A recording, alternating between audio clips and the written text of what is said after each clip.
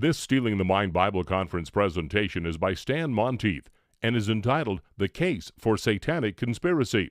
For a free catalog of over 250 awesome Bible studies on DVD or CD, call Compass at 1-800-977-2177 or on the web at compass.org.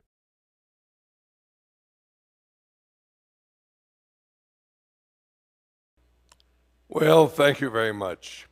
I do 5 hours of talk radio a day on a slow day. Sometimes we do 6 or 7 hours, and then we have to prepare for our weekend program, which is a separate program.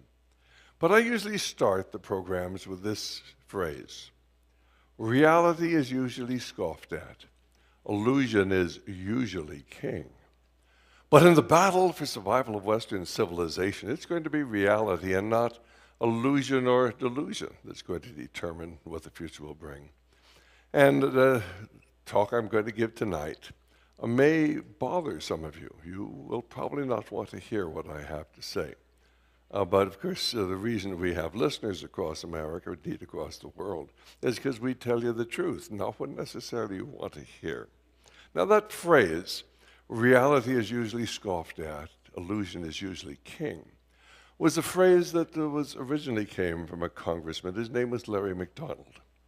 And Larry McDonald, all during the Vietnam War, was trying to tell the American people that the American government and American corporations were funding the Russians, who were funding the North Vietnamese, who were funding the Viet Cong, who were killing American boys. And he continued with that same message up until 1983. Of course, we were actually funding money. We've always funneled money to the communists going back to 1918.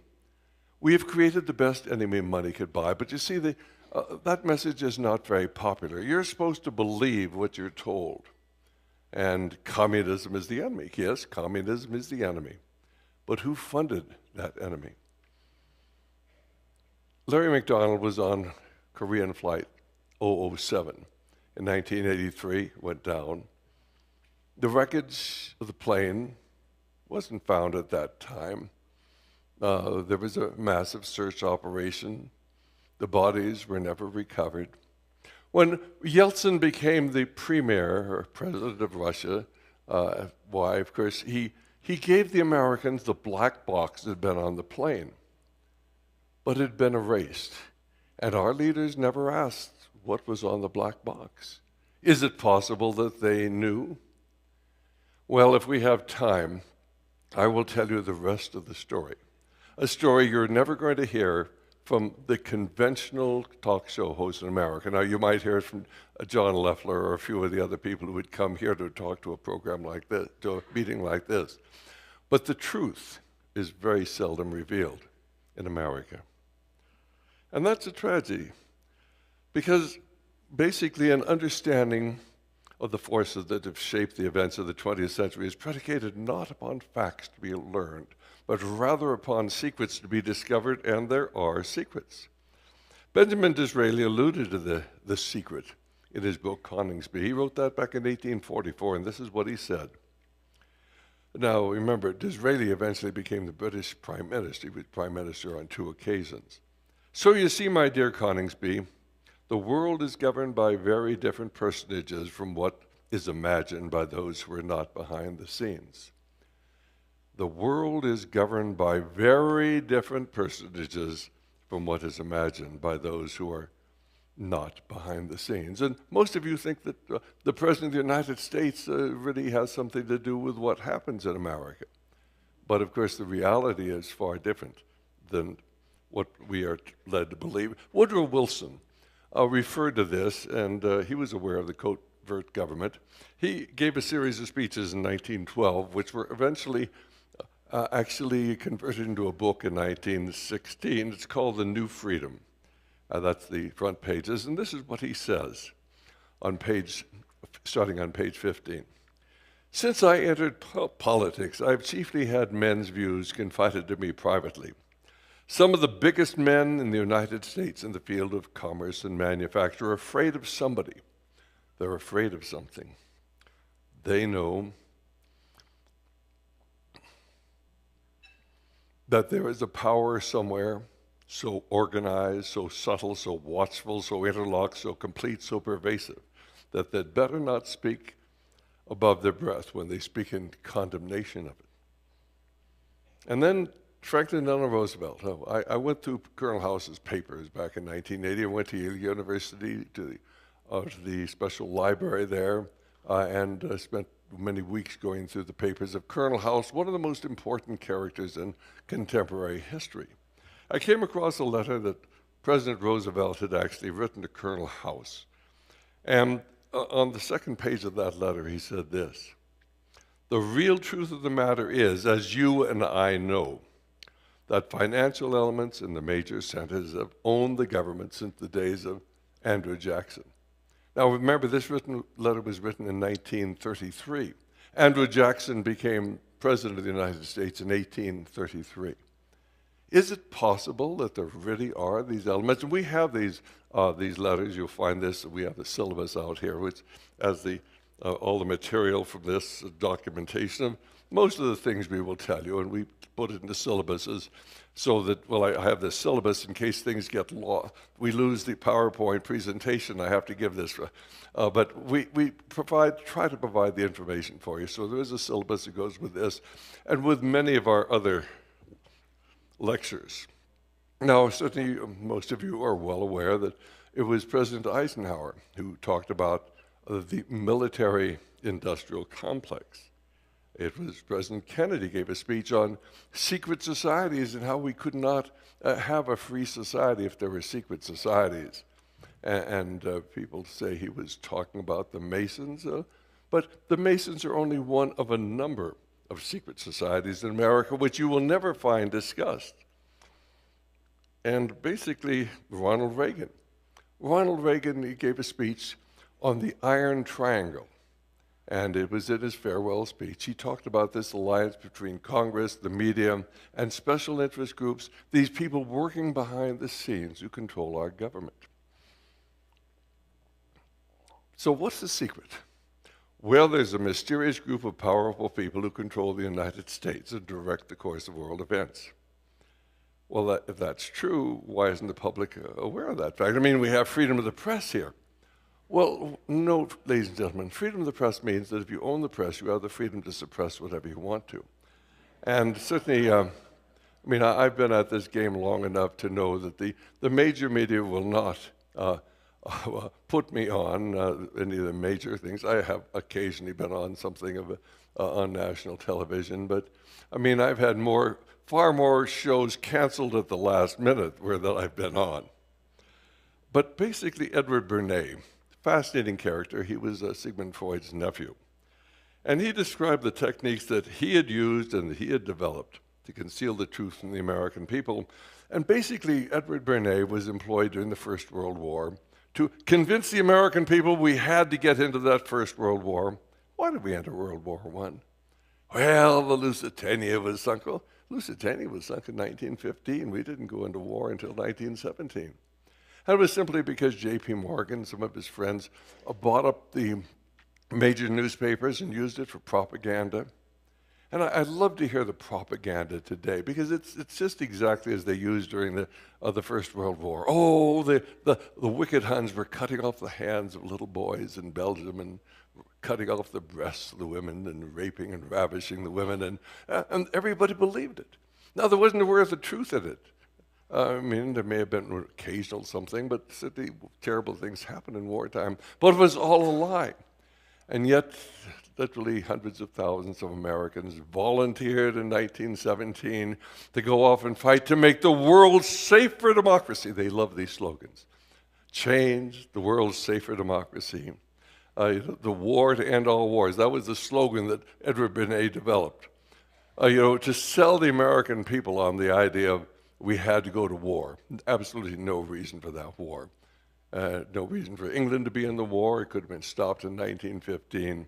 But there's a small group that I'm talking about wanted the war, and this is covered in our other talks. One of them is called Iraq, the Untold Story, and I hope you'll get your pencil and papers out and you'll check out the source of reference we go into, because we go into the background of the First World War was totally phony. And of course, when it didn't bring about the desired result, which was a one world government, then we had to have a Second World War, and that was for the United Nations. And when that didn't succeed, why, we made what John Leffler talked about today inevitable, and that is World War III. And World War III is coming. It's not a matter of if, but a matter of when. And this will be a terrible and horrible war, beyond even your worst nightmares. But this is what Edward Bernays wrote. Oh, Edward Bernays also was the one who employed by an American tobacco company to get women to smoke. Women didn't smoke. When I went to medical school, why, women didn't get cancer of the lung by the time certainly I was in practice, why women were developing the cancer of the lung as a direct result of the advertising campaign put on by Edward Bernays, get lucky, strike, have a smoke, not a sweet, all these wonderful slogans that he developed to get women to smoke, and he did, and he managed to kill millions of women. They died a day of lung cancer, totally unnecessarily.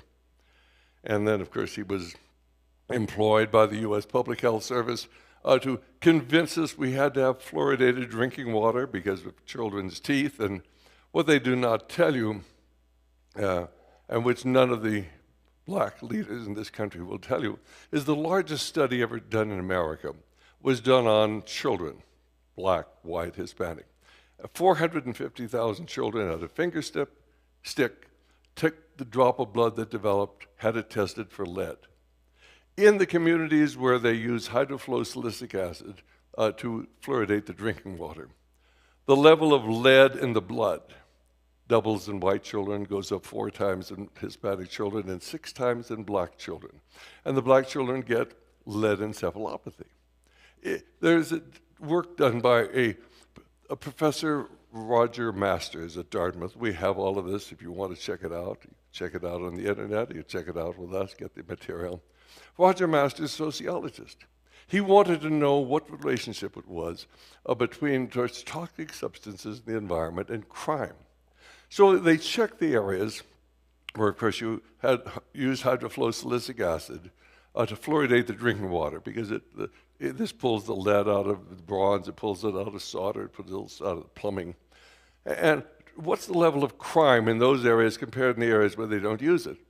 And of course, dramatic increase where these children had developed lead encephalopathy. Today in America, 1 in every 103 American adults is in prison in the land of the free. 1 in every 33 American adults is in prison, probation, or parole. But 1 in 3 young black men between 21 and 31 is in prison, probation, or parole. A lot of this, of course, is lead encephalopathy, and you're never going to hear this from the media. Edward Bernays did a wonderful job in controlling what the American people think, and this is what Edward Bernays wrote in his 1928 book, Propaganda. The conscious and intelligent manipulation of the organized habits and opinions of the masses is an important element in democratic society.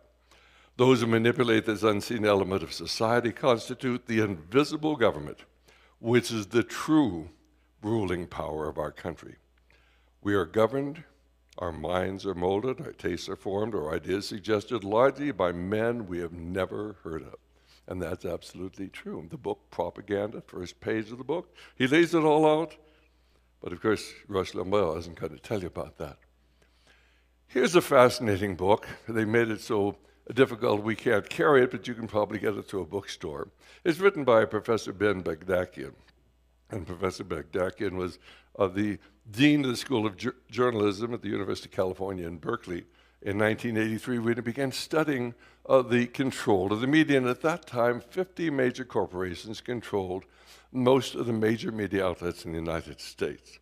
20 years later, in 2003, 6 corporations controlled 90 to 95% of the major media outlets. That's AOL, Time Warner, Bertelsmann, Viacom, which is CBS, Disney, ABC, General Electric controls NBC. The deal with Comcast has not gone through, and Fox, which has a vast media empire. They all have vast media empires. Those 6 corporations are affiliated with one another. They have interlocking boards of directors, and of course they are affiliated all with the Council on Foreign Relations, which is one of the major forces working behind the scenes in America, which most people don't understand. My because very few people have been there and been through their records and really studied the background of where the Council on Foreign Relations came from, or what its true goals are. But I've spent many weeks back at their headquarters going through their records, and I think I can speak with a fair amount of authority on this. Now, Ben Bakdakian, Dr. Ben Bakdakian, he was a liberal. And so he believed that the wicked capitalists control the media. Most conservatives and Christians believe that the liberals control the media. And both sides are wrong. You see, what they want to do is play right against left, conservative against liberal, Democrat against Republican, as if there really was a great deal of difference there. Who does control the media? Well, Ian Fleming encountered this little group that controls the media when he actually was an agent working for British intelligence during the Second World War, and he talked about it in his Bond novels, and he called it Spectre, and that was the special executive for counterintelligence, terrorism, and extortion and revenge. He wrote about it in a couple of books, and then he died, one of those strange deaths that happens to many people who write about what really goes on behind the scenes. You can find their emblems of these secret societies. You find it on the back of the dollar bill. Many Christian leaders will tell you, oh, that pyramid, oh, that's a Christian symbol. It's got 13 steps on it, you know. That's a Christian symbol. Because the Christian movement has been infiltrated, as the liberal movement has been infiltrated, as the conservative movement has been infiltrated. In fact, it's very hard to learn the truth. But what is that all-seeing eye? Whose eye is that hovering over the top of the unfinished pyramid? It's an unfinished pyramid. It's not finished. It's unfinished. It's waiting for the completion, which is coming, they believe, very, very soon. You'll find the emblem, simply if you go to Jerusalem, you'll find it engraved on the Supreme Court building there. You'll find it in the House of the Temple in Washington, D.C. You'll find it in Masonic literature. You'll find it in a number of Hollywood films, you know, National Treasure, The Man Who'd Be King. The emblem was discussed very well in Dan Brown's novel, The Lost Symbol, but most people didn't understand what he was writing about. Very sympathetic to Masonry and this secret society that had a secret message. And if you read Dan Brown's novel very, very carefully, you read it through 2 or 3 times, you will learn the secret. And then, of course, Manly P. Hall, who was a Satanist, a leading occult writer of the last century, wrote about this repeatedly in his articles and books, and there's so many references to that. You can find them up on the internet. But that is one of their major emblems, but there are really hundreds of emblems, and you can go to my website and see all of these emblems, and they just love to put them up. They hide them in plain sight. You see them every day, and you have no idea what you're dealing with. In fact, if you read their literature, you can read it, and they tell you exactly what they're doing and what they believe, and you can't understand it. Now, what part does Freemasonry play? Well, it's part of this. They've got a couple of million members, but most Masons are good people. They have no idea what Masonry is all about. I don't condemn the people who are in Masonry. They love the camaraderie. They do a lot of good. The Shriners Hospital, I was an orthopedic surgeon for 40 years. The Shriners did a lot of good. But I'm going to present the key to the mystery. And I want you to read this, and I want you to read it very carefully. It was written by Albert Pike, and he's the man who codified Masonic beliefs. And in 1871, he wrote a book. It was called Morals and Dogma. On pages 566 and 567, he wrote this: "The prince of darkness made Adam, whose soul was the divine light, contributed by the eons at his body of matter, so that he belonged to both empires, that of light and of darkness. But to prevent the light from escaping at once, the demons forbade Adam to eat the fruit of the knowledge of good and evil, by which they would have known the empire of light and that of darkness. He obeyed, and an angel of light induced him to transgress and gave him the means of victory. But the demons created Eve, who seduced him." That's the key to understanding everything. How many of you understand what I just wrote? I don't see any hands going up. And you have to understand, this is how they write the things. Well, you can get the ideas a little bit if you understand esoteric writing. They capitalize the deities. Prince of Darkness, you know, capitalized. Divine light, capitalized. Empire, capitalized. Light, capitalized. Demon, capitalized. Empire of light again, angel of light. These are all suggest deity. And of course, you have to understand that they write in esoteric means so that the average person is incapable of understanding it. Now, what no one will tell you, when you went to college, I don't know if it's when you went to college, but when I went to college, it was required to take Philosophy 1A, the only thing you were required to do. And you're required to read Plato's Republic. Why is Plato's Republic important? Well, because what you're not told is that the Greek philosophers, starting with Pythagoras, Socrates, Plato, Aristotle, were all involved in this movement I'm talking about today, because this is an age-old movement. They had one message for the common folks, for their students, but another message for the elite. And there's a book, you can still buy it, it's called Plutarch's The Age of Alexander. And Plutarch, writing in the 1st century, describes an interchange between Alexander the Great and Aristotle. And remember, Alexander the Great, with a little army of 37,000 Macedonians, conquered the whole known world. He went up against Darius, who had hundreds of thousands, if not millions of men, troops of elephants, and archers, and all of these things. And Alexander the Great is always winning. How was he able to do it? Nobody ever asked that. Well, in this exchange that is described in Plutarch's The Age of Alexander, why, Alexander the Great writes this letter to Aristotle, and he's very, very critical of Aristotle, who'd been his teacher. I mean, Aristotle had trained Alexander in the mysteries. And Alexander writes to Aristotle and says, "You've done a terrible thing. You have written a book. You've written a book about the esoteric secrets.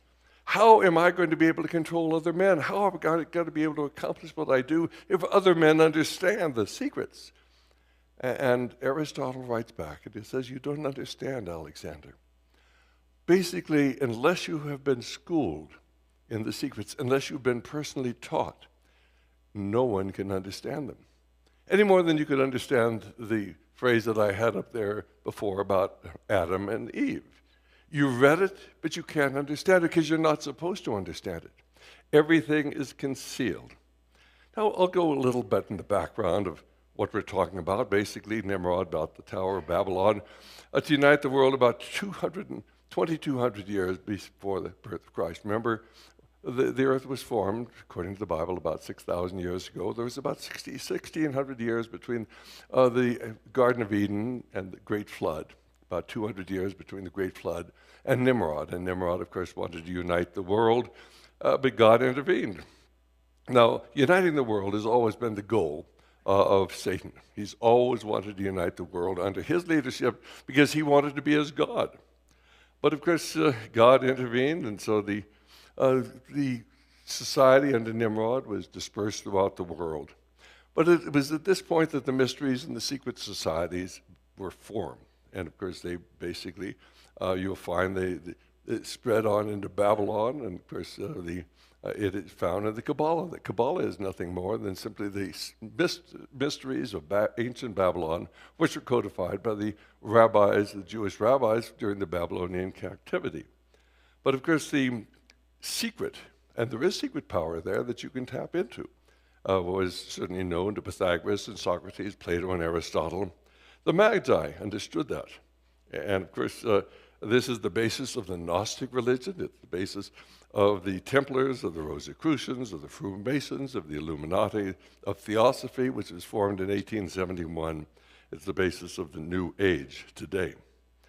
This is what Albert Pike wrote, and you'll learn a great deal by reading Albert Pike if you understand the things I'm telling you. But this is what he wrote, which will explain what I just told you. The occult science of the ancient Magi, the Magi understood the secrets, was concealed under the shadows of the ancient mysteries. It was imperfectly revealed, or rather disfigured by the Gnostics.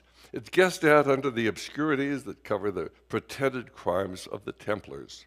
And it is found enveloped in the enigma that seems impenetrable in the rites of highest masonry. Magic was the science of Abraham, of Orpheus, of Confucius, and Zoroaster. What is the secret? Well, Manly P. Hall, who was the leading Masonic philosopher of the 20th century, and in his lectures on ancient philosophy, Freemasonry is a fraternity within a fraternity, an outer organization concealing an inner brotherhood of the elect. The visible society is a splendid camaraderie of free and accepted men enjoined to devote themselves to ethical, educational, fraternal, patriotic, and humanitarian concerns, but the invisible society is a secret and most august fraternity, whose members are dedicated to the service of a mysterious arcanum and canorum. Well, of course, I don't know how many of you know what arcanum and ancanorum are, but you have to go to the dictionary as I did, and the arcanum is the secret, and the ancanorum is the secret of secrets, the ultimate secret that has been so carefully concealed from you and from most Masons. Now, you have to understand that one of the major purposes of Masonry is to conceal the secret from the Masons themselves, because if they've really understood it, most of them would leave this organization. They use those as a front so that people say, well, look, the Masons, there's nothing wrong with them. Look, all these great people have been Masons. They're good people, and they are. Most of them are good people. But this is what Albert Pike writes, and I give you the references to his book. Masonry conceals its secrets from all except the adepts and sages.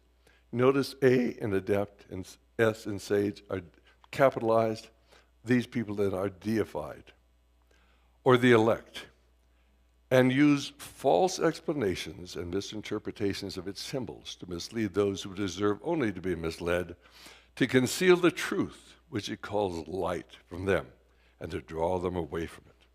So the average Mason doesn't know. Elsewhere on pages 8 to 19, he writes this: the blue degrees are but the outer court or portico of the temple. Part of the symbols are displayed there to the initiate, but he is intentionally misled by false interpretations. It is not intended that he shall understand them, but it's intended that he shall imagine he understands them. Their true explanation is reserved for the adepts, capital A, and the princes of Masonry. So understand that these people who are actually learn about this are deified. It's like they were gods. Manly P. Hall wrote a fascinating book. We do carry this, and we offer it in our special section. In the book, The Secret Destiny of America, it was written in 1944, and he certainly was given hundreds of thousands of dollars, which is equivalent to millions of dollars at this time, to travel the world to collect all of the secrets and put them together and codify them. And you can go to the Philosophical Research Society in Southern California, and all the material is there. We actually have several DVDs on this put out by Chris Pinto, and we recommend them to you. But this is what Manly P. Hall wrote. For more than 3,000 years, remember, this is coming from the other side. This is what the other side says. For more than 3,000 years, secret societies have labored to create the background of knowledge necessary to the establishment of an enlightened democracy among the nations of the world. Men bound by a secret oath to labor in the cause of world democracy decided that in the American colonies they would plant the roots of a new way of life. Brotherhoods were established to meet secretly, and they quietly and industriously conditioned America to its destiny for leadership in a free world. Now, you must understand that they wanted world democracy. Have you ever wondered why?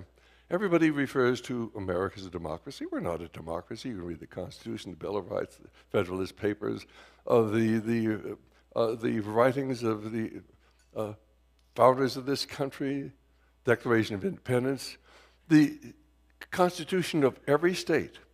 And you'll never once find the use of the word democracy other than to say, to decry it. We don't want a democracy. And yet, when you went to school, you were taught it as a democracy. The president refers to us as a democracy. The media refers to it as a democracy. Everybody refers to America as a democracy. Democracy, Plato wrote about it. He said democracy is always degenerating to despotism, and that's what they want. They want a despotic system because our Constitution limits the power of the central government.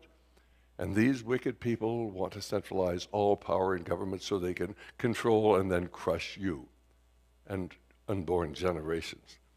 Then Manly P. Hall went on to write, the replica of the all-seeing eye, oh, I'm sorry, this is my explanation, my discussion. The replica of the all-seeing eye was engraved on the back of the Great Seal of the United States in 1789 and hidden from view there until 1935 when it was placed on the back of the dollar bill.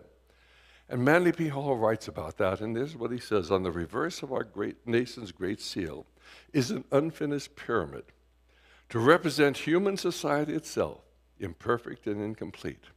Above floats the symbol of the esoteric orders, the radiant triangle with its all-seeing eye. There's only one possible origin for these symbols, and that is the secret societies which came to this country 150 years before the Revolutionary War, which would have been in the 1730s, shortly after Pilgrims got here in 1720. They've been here for a long time. Now, when a Freemason is inducted into the 32nd degree, this is what he's told. It was the remembrance of this science and religious absolute, of this doctrine that is summed up in a word, of this word, it fine alternately lost and found again, that was transmitted to the elect of all the ancient initiations. It was this same remembrance preserved or perhaps profaned, in the separated or in the celebrated order of the Templars, that became for all of the secret associations of the Rose Cross, of the Illuminati, of the Hermetic Freemasons, the reason of their strange rites, of their signs more or less conventional, and above all, of their mutual devotedness and of their power. And if you want power, why, you're on the wrong side here. I mean, you may think that if we get the Republicans in, we're going to have the power, but the leadership of the Republican Party is controlled by the same people who control the Democratic Party, and they make mockery of most of what's going on. Yes, in our states, sometimes we do have the ability to influence what's going on, but in Washington, D.C., if you really speak out and try to do something, you'll end up like Congressman Larry McDonald, whose story I told you at the beginning of this talk.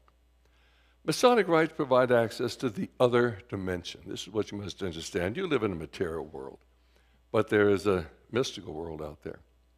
You live in a subjective world, but there's a spiritual world. You live in a visible world, but there's an invisible world.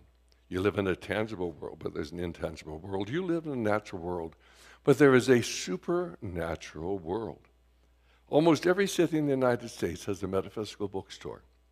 Almost every bookstore has a section on metaphysical books, and many Christian bookstores across America have sections on metaphysical books that will allow you to tap into the other dimension. Now, if you're a Christian, you have to believe in the supernatural. I mean, after all, how could anybody walk on water, as Christ did, materialize after being crucified in a room that was locked, and then suddenly dematerialize? I mean, there is a mystical world. There is another dimension out there, but we are never told about this, talked about it. And of course, there is a Christian, there's a good dimension, and there's a bad dimension. And in this other dimension, of course, this is where the real battle taking place today is being fought.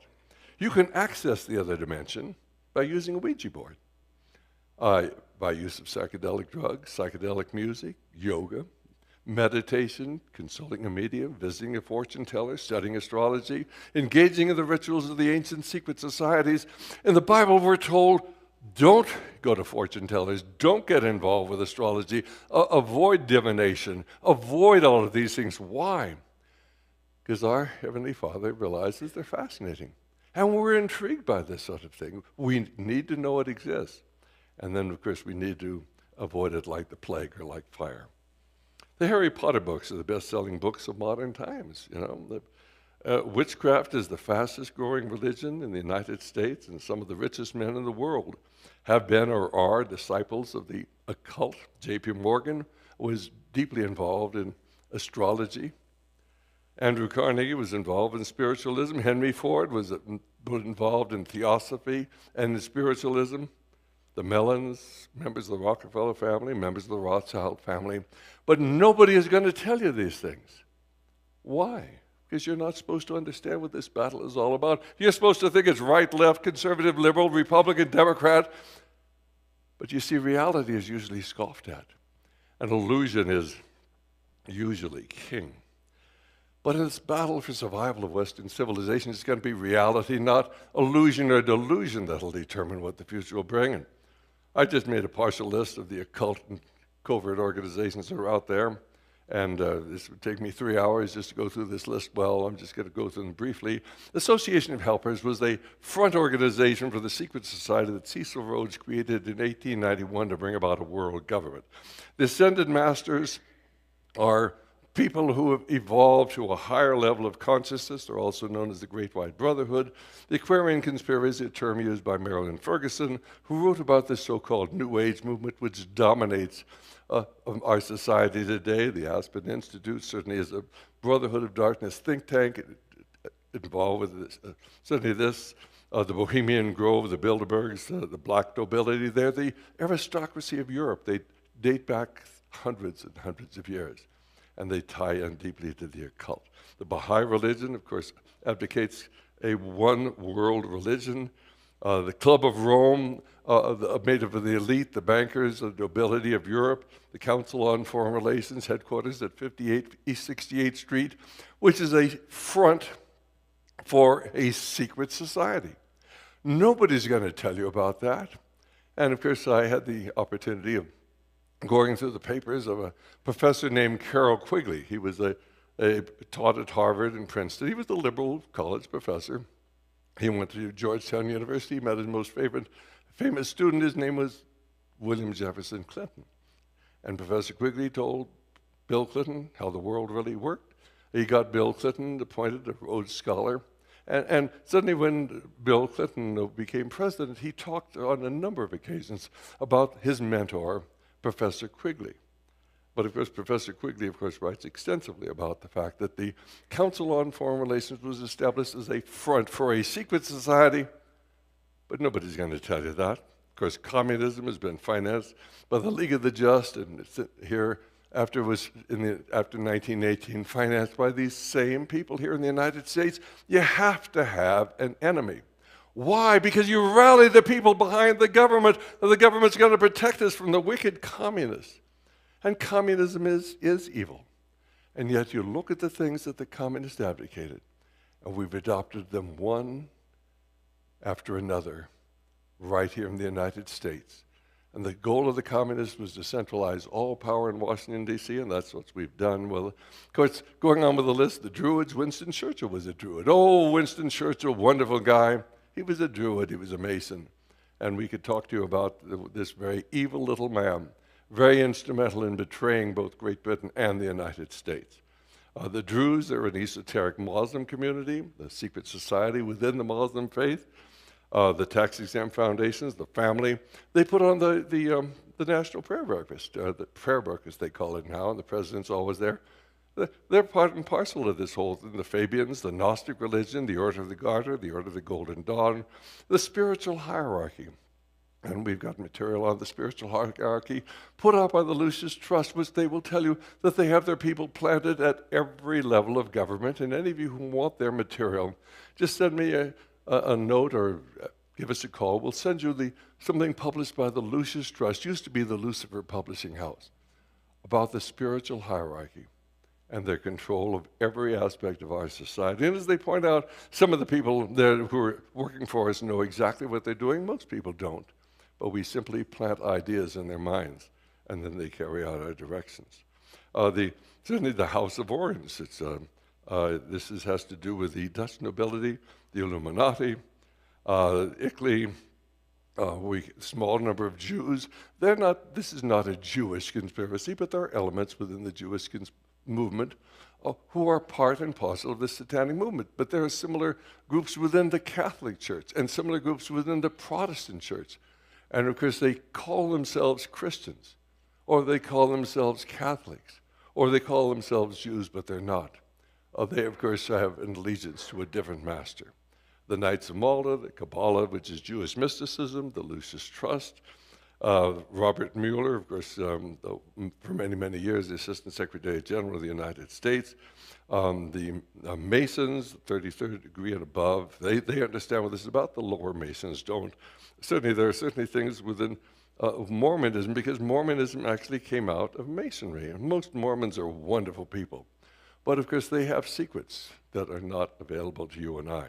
The New Age movement, the Order, Opus Dei, OTO, and organized by Aleister Crowley, the Prior of Zion. I'm not sure this is real. I think this is more made up to confuse us. The protocols. Protocols are a forgery, and we could talk to you about for an hour on the background of the protocols. If you read them, they are the exact blueprint of everything taking place today, but they were not written by a Jewish conspiracy. They were written so you would not understand who is really behind what's going on today. Of course, the Process Church of the Latter Day Judgment, David Berkowitz, the killer, who was accused, he was the talking dog killer. I forgot the term that they used for him, but he always claimed that his dog told him to kill all these people. Actually, of course, he eventually became a Christian. He talked about the Process Church of the Latter Day Judgment, and of course, Charles Manson was part and parcel of that. But the media would never tell you that, and the police refused to investigate them. All of these organizations are there. Lord Tennyson was deeply involved in the occult. Sidney Andrew Carnegie was involved in the occult.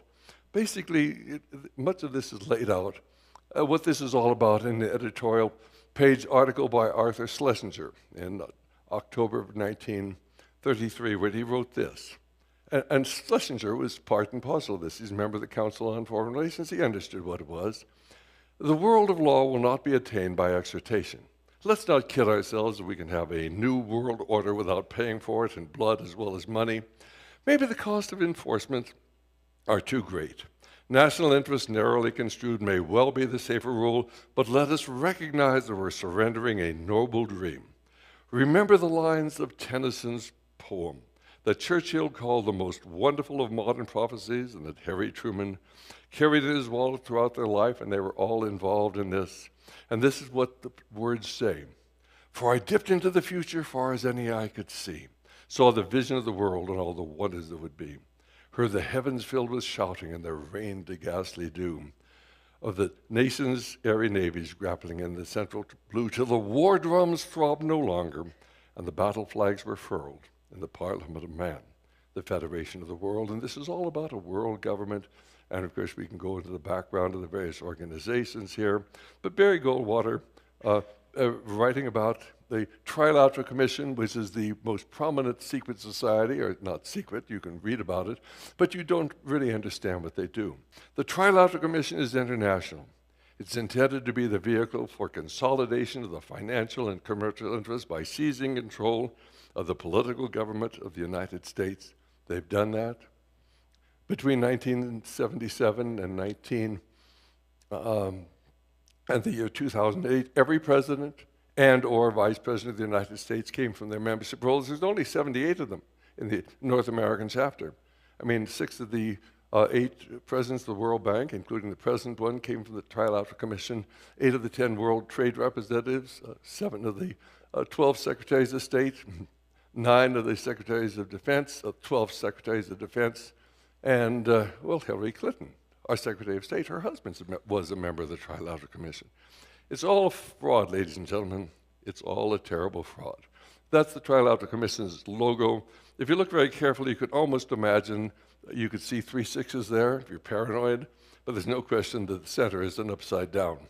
Broken cross, they love logos. And of course, basically, we talked about morals and dogma, and of course, the writings, and we're going to have to skip through much of this, but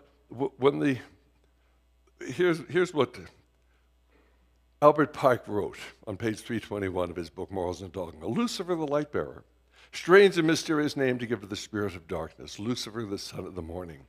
Is it he who bears the light and with its splendors intolerable blinds feeble, sensual, or selfish souls? Doubt it not, for traditions are full of divine revelations. And of course, they were known by others as well. Manly Behold, who we've referred to in the past, wrote, when the Mason learns that the key to the warrior on the block is the proper application of the dynamo of living power, he has learned the mystery of his craft. The seething energies of Lucifer are in his hands, and Madame Helena Petrovna Blavatsky, in her book, The Secret Doctrine, wrote very clearly, in this case, it's all but natural to view Satan, The serpent of Genesis is the real creator and benefactor, the father of spiritual mankind, for it is he who was the harbinger of light. Bright, radiant Lucifer opened the eyes of the automaton created by Jehovah, as alleged, and he who was the first to whisper, in the days that ye eat thereof, ye shall be as Elohim, knowing good and evil, can only be regarded as a savior. And then you go back and you read what Albert Pike wrote about the Garden of Eden, and you'll find out, of course, what he's referring to. The Prince of Darkness, of course, who created Adam, is the God that we worship. And, of course, the God they worship is Lucifer. And basically, there are two gods. This is a Gnostic religion. And if you look at that very carefully and you understand it's all reversed, our God is bad, their God is good. Because, of course, that is where the power is. There are two gods. Lucifer is the powerful God. Lucifer offers freedom.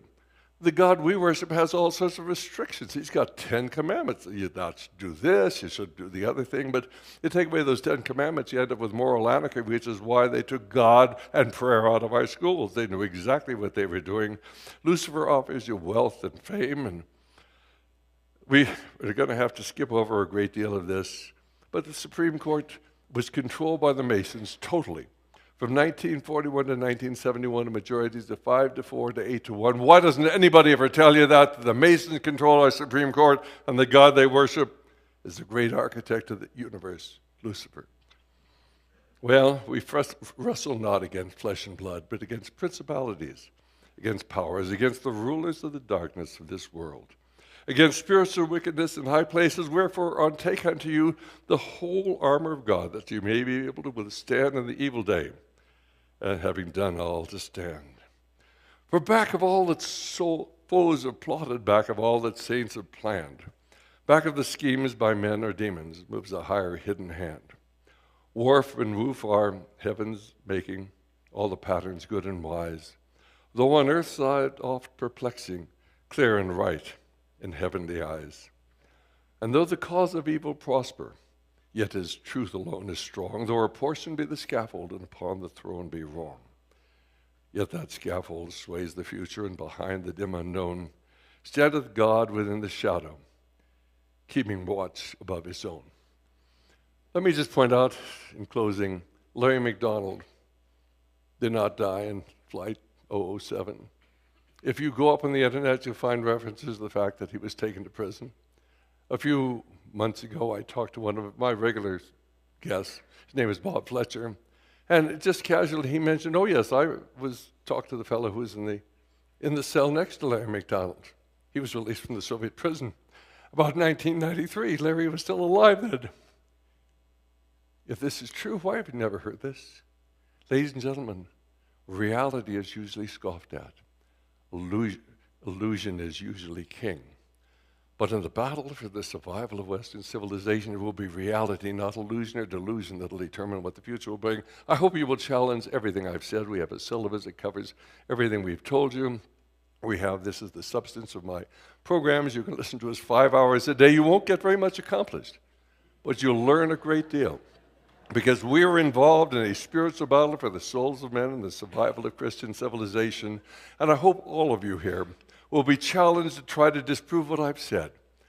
And if you cannot, then you'll join us in this epic struggle for the souls of men and the survival of Christian civilization. Thank you, and God bless you. Good night.